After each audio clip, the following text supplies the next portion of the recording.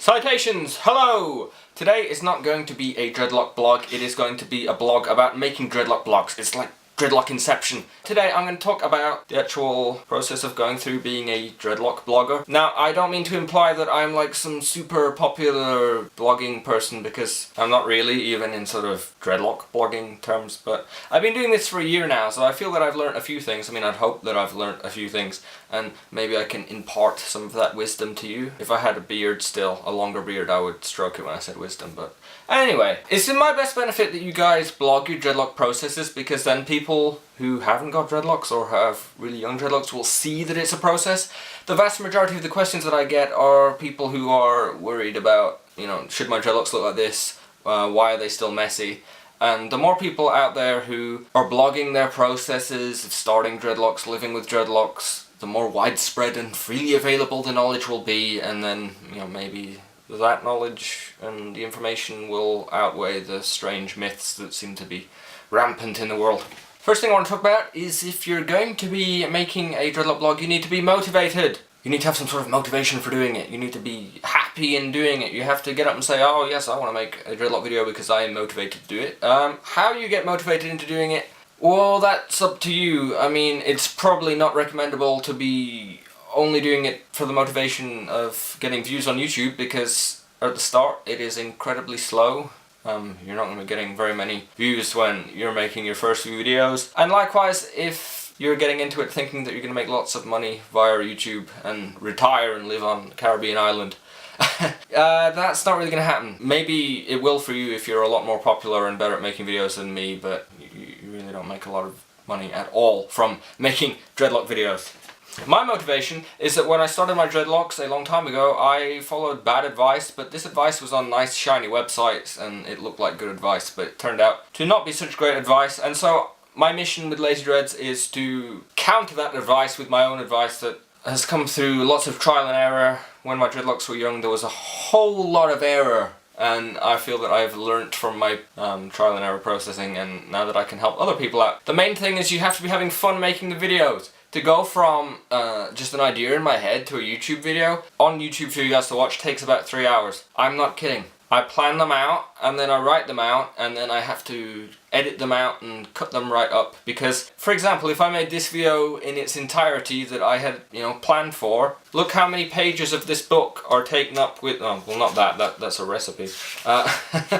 Look how many pages of this book are taken up with ideas for this video. This is just for this video. There's like hours worth of video that none of you will ever see because you wouldn't sit through it all. But as you can see, it takes a long time, and if you're not having fun in the process of making the video, then it's not going to be fun for you to do, and you're going to be sad in the video, and then no one's going to want to watch your videos, because they're going to be like, who wants dreadlocks because this person is sad? I wouldn't want to have dreadlocks because, you know, it makes you sad like this person. So this has to be your hobby, it has to be something you do in your free time, it has to be something that is fun for you. Okay, some advice that I'm going to give that I didn't really have at the start. When I first started, I was just making videos and saying, you know, there goes the video, people watch it. But I didn't actually do anything to make people watch it.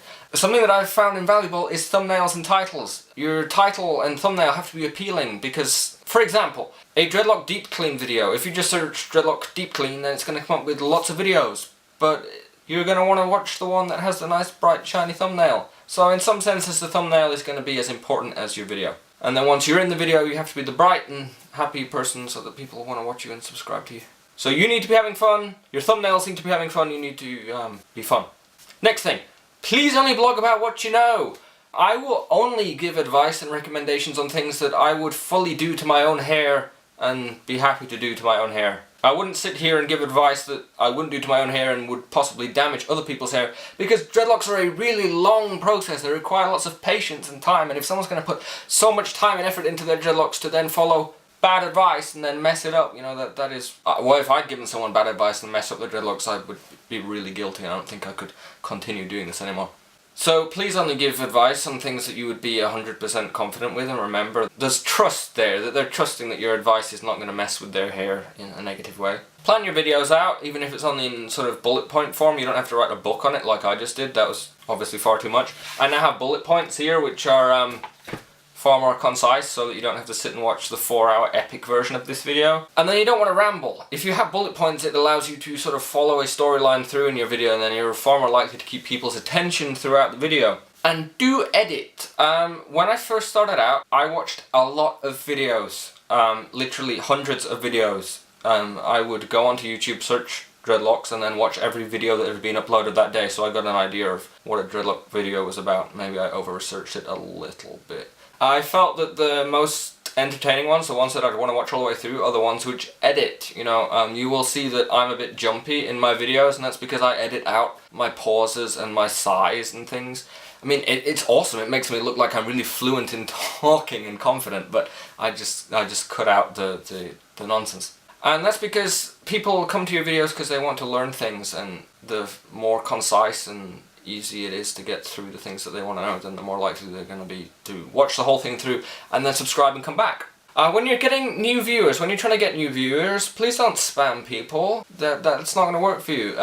Some people get the idea that they should go on to every Dreadlock video they can find and leave the comment and say, hey, I make Dreadlock videos too, please come and watch my videos. Subscribe to me. I don't think that's really the way to do it. I know if someone leaves comments like that on my video, I am, gonna click mark as spam and not go on their videos. When I first started out, I would find all the Dreadlock videos that had been uploaded that day, and I definitely would not say subscribe to my channel. I wouldn't even imply that I had a channel, although it was obvious that I did since I was replying to them on YouTube. But I would find videos where people were having problems with their dreadlocks, and I would try to give advice. I would never tell people, you're doing it wrong, I'm doing it right, you should follow me. But at the time I'd had dreadlocks 5 years, and I felt that I could say, have you tried this? I advise this. And then if you're a helpful person, if someone sees your comment, thinks it's helpful, then they'll want to come to your channel and see what you've got going on. And that's another good thing, because you'll leave a comment on someone's channel and then they will see the comment and maybe they'll find helpful things on your channel. But other people that go on their video will also see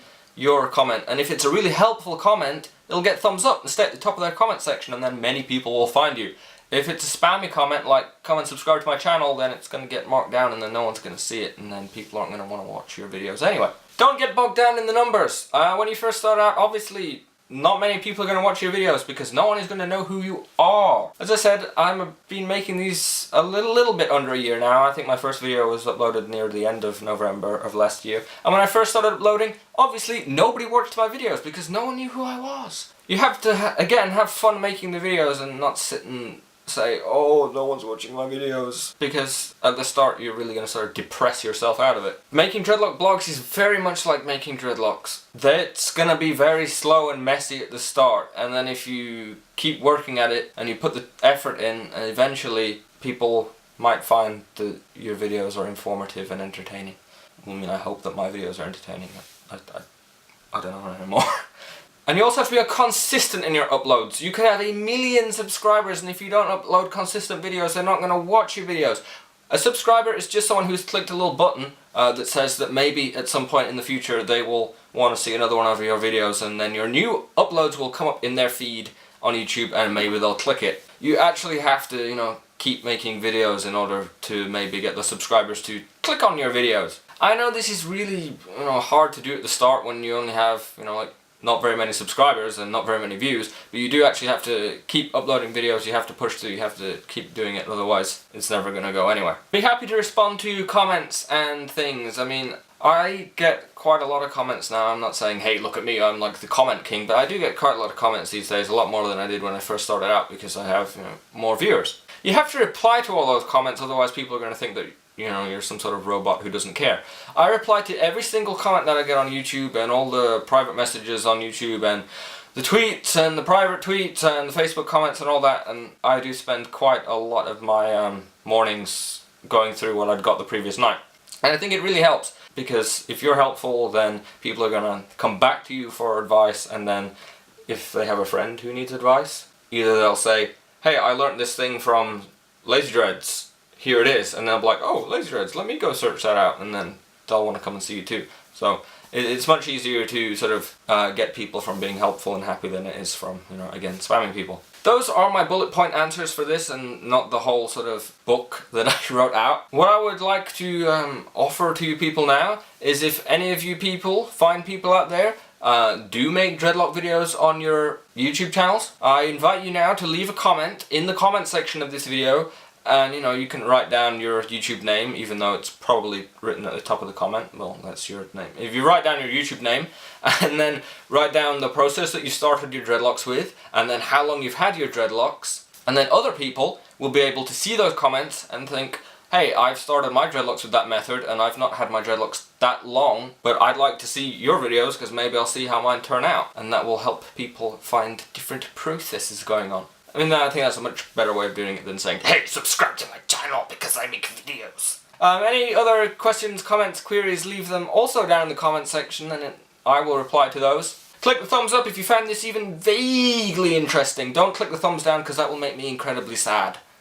You can find more stuff on Lazydreads.com, tweet me at twitter.com/lazy_dreads, and the Facebook group where I talk to people and post statuses on a wall. That's facebook.com/lazydreads. Subscribe for more if that's something you'd be interested in seeing from me, more things. Thank you for watching, farewell.